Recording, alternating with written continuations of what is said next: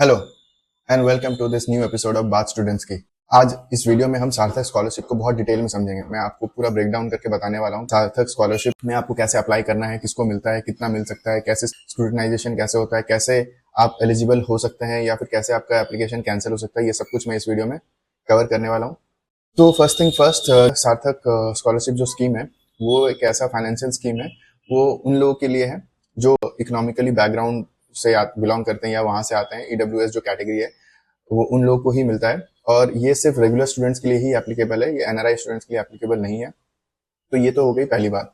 दूसरी चीज, ये जो स्कीम है ये कोई ऐसा स्कीम नहीं है जो किसी भी कैटेगरी को मिल सकता है, किसी भी कैटेगरी को नहीं मिल सकता है। बाकी कैटेगरीज के लिए there are other scholarship scheme जो कि बाकी कैटेगरीज जाके दूसरे पोर्टल से या वेबसाइट से उसको अवेल कर सकते हैं और वहां से उनको अपना कैटेगरी के हिसाब से मिल सकता है। ये जो फाइनेंशियल स्कीम है ये सिर्फ निफ्ट अपने सेंटर्स के थ्रू अपने स्टूडेंट्स को प्रोवाइड कराता है। वो इसलिए ताकि कोई भी ऐसा स्टूडेंट है जो निफ्ट में डिजाइनिंग का कोर्स करना चाहता है तो वो उस चीज से रह ना जाए। अब बात यह है कि क्या ये यूजी और पीजी दोनों के लिए एप्लीकेबल है, तो डेफिनेटली यूजी और पीजी दोनों ही स्टूडेंट्स जो हैं वो अप्लाई कर सकते हैं। उसका सिंपल सा प्रोसेस है, जैसे ही आप कॉलेज में जाओगे वहां पे आपको आप एक सीएमएस में आईडी बनेगा, आपको अपना एक ईमेल आईडी मिलेगा जिसके थ्रू आप सीएमएस में लॉग इन करोगे और वहां पे बहुत सारी चीजें होंगी। वहीं पे आपको सार्थक का एप्लीकेशन में मिलेगा। सीएमएस पोर्टल क्या है कैसा है वो आपको कॉलेज में जाकर पता चल जाएगा। जस्ट टू गिव यू छोटा सा आइडिया कि उसमें आपका अटेंडेंस वगैरह सब कुछ अपडेट होता है। तो सीएमएस पोर्टल में आपको जाके अपना सार्थक का एप्लीकेशन फॉर्म चेक करना होगा। जब आप जाओगे फर्स्ट ईयर में तभी आपको नोटिफिकेशन मिलेगा। अब ये जो फाइनेंशियल असिस्टेंट है, जो ये मदद है वो कैसे मिलेगा और कितना मिलेगा। सो एनीबडी जिनका फैमिली इनकम 8 लाख या 8 लाख से कम है तो वो एप्लीकेबल है। पर इसमें बहुत सारे स्लैब्स बने हुए हैं फॉर यूजी एंड पीजी। इसमें जो स्लैब्स हैं वो बेसिकली शुरुआत होता है 100% असिस्टेंस से। जिनका जो फैमिली इनकम है वो 2 लाख या 2 लाख से कम है तो उनको 100%। पर ये जो असिस्टेंट मिलता है, ये जो स्कॉलरशिप मिलता है वो सिर्फ ट्यूशन फी पे मिलता है। तो आपका हॉस्टल मेस और ये सब जो है ये आपको फिर भी खुद से कवर करना पड़ेगा, बट आपको ट्यूशन फीस में 100% स्कॉलरशिप मिल सकता है। तो वैसे ही अगर आपका फैमिली इनकम 2 से 4 लाख के बीच में है तो आपको 75% स्कॉलरशिप मिलेगा। वैसे ही 4 से 6 के बीच में है तो आपको 50% स्कॉलरशिप मिलेगा और अगर 6 से 8 के बीच में है तो आपको 25% स्कॉलरशिप मिलेगा। तो ये इसका ब्रेकअप है। ये सारा डिटेल जो मैं अभी आपको बता रहा हूँ ये सब आपको जो निफ्ट के सार्थक का नोटिफिकेशन है उस पर भी मिल जाएगा और जब सीएमएस में ये अपडेट होगा तो उसमें भी मिल जाएगा। तो परेशान होने वाली कोई बात नहीं है। अब बात करते हैं क्विकली कि एलिजिबिलिटी क्राइटेरिया क्या है, कौन कौन से लोग इसको अप्लाई कर सकते हैं। तो एक तो सबसे पहली चीज जो मैंने बताया कि अगर आपका फैमिली इनकम 8 लाख या 8 लाख से कम है तो आप इस पर अप्लाई कर सकते हो। सेकंड, आप रेगुलर स्टूडेंट होने चाहिए, एनआरआई कोटा या एनआरआई स्पॉन्सर्ड नहीं होना चाहिए, तभी आप अप्लाई कर सकते हो। तो ये तो दोनों बहुत ही इंपॉर्टेंट हो गए।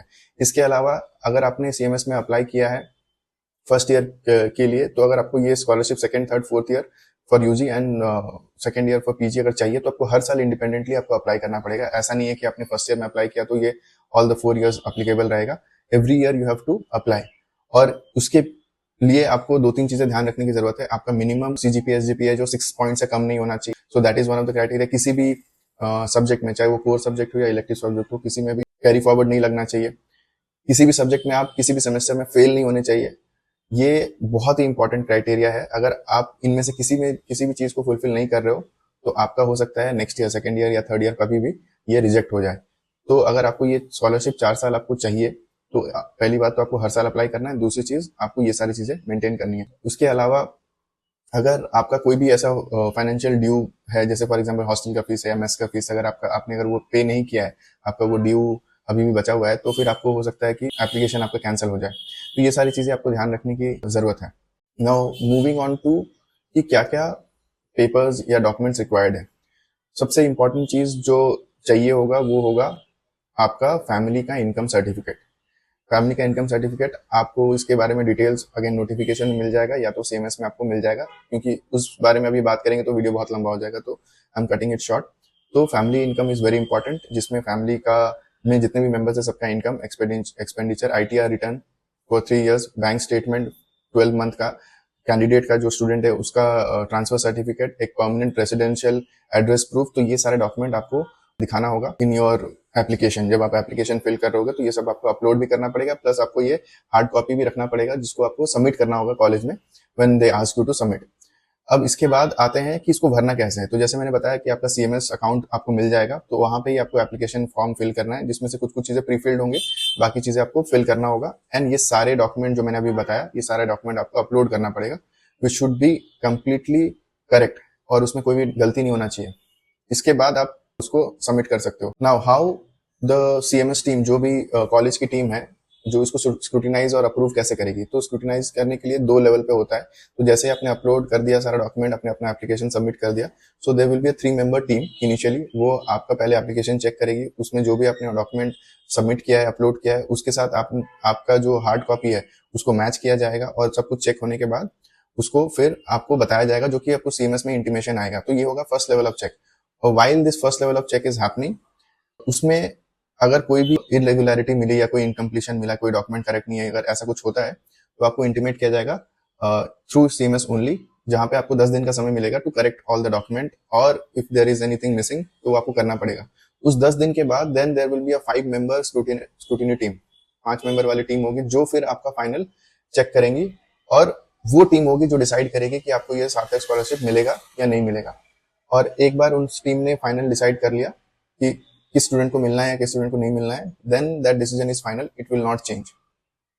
एंड जिसको ये स्कॉलरशिप मिलने वाला है वो CMS में ऑलरेडी अपलोड हो जाएगा और आपको पता लग जाएगा कि you are getting the scholarship और नॉट। तो ये बात होगी कि कैसे स्क्रूटनाइज होता है और कैसे अप्रूव होता है। इसमें कुछ कुछ ऐसे चीजें हैं, कंडीशंस हैं, सिचुएशन है जहाँ पे एक्सेप्शन हो सकता है। जैसे अगर आपको अप्रूवल मिल चुका है, आपको स्कॉलरशिप मिल रहा है और आप का अटेंडेंस शॉर्ट हो गया बिकॉज यू आर वेरी इल, तो उस केस में हो सकता है कि कॉलेज आपको कंसिडर करे और आपका वो कैंसिल ना करे, आपका सार्थक असिस्टेंट स्कीम कैंसिल ना करे। बट वो बहुत ही रेयर केस में होता है। ऐसे कौन से कंडीशन है जहां पे आपका ये स्कीम कैंसिल हो सकता है? पहली बात तो जैसे मैंने पहले बताया एलिजिबिलिटी क्राइटेरिया में, उस टाइम पे भी सेम चीज, आपका अटेंडेंस 70% से ऊपर होना चाहिए, किसी भी सब्जेक्ट में फेल नहीं होने चाहिए, आपका CGPA ऑन एन एवरेज 6 होना चाहिए। और अगर आप किसी और जगह से, कहीं और किसी और गवर्नमेंट से या कहीं से भी प्राइवेट से भी अगर आपको स्पॉन्सरशिप मिल रहा है या आपको पैसे मिल रहे हैं for your tuition fees for your college, तो उस केस में अगर कॉलेज की टीम को पता चला कि अगर आप you are also getting fund from somewhere else for your tuition fees, तो उस केस में your Sarthak assistance scheme will be cancelled और फिर जितना भी पैसा आपको सार्थक असिस्टेंस के थ्रू मिला है वो आपको रिटर्न करना पड़ेगा। तो ये सारी चीजें हैं जो आपको ध्यान रखने की जरूरत है।